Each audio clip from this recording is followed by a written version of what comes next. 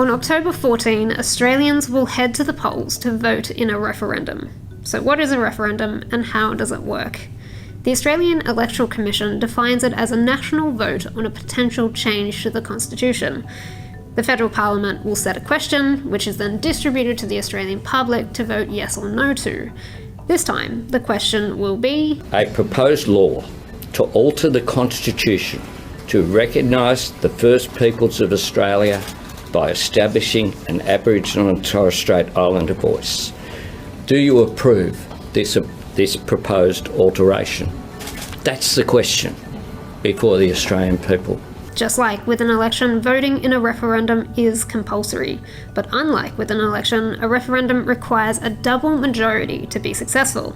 That means the majority of the population must agree to the proposed statement, and then at least 4 of the 6 states must vote yes in the majority too.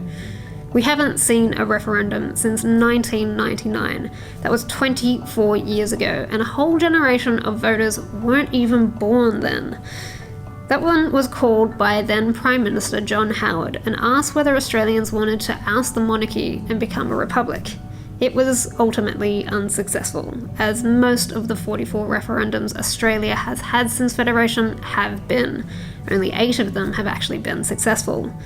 One of those 8 successful referendums was the 1967 referendum. It sought to remove a section of the Constitution that barred Indigenous Australians from being included in the population. That referendum passed with an over 90% majority, which set a record for the largest ever yes vote in an Australian referendum.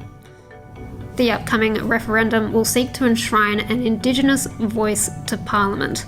It will be the first referendum in this millennium, so it's pretty safe to say it's gonna be a big deal.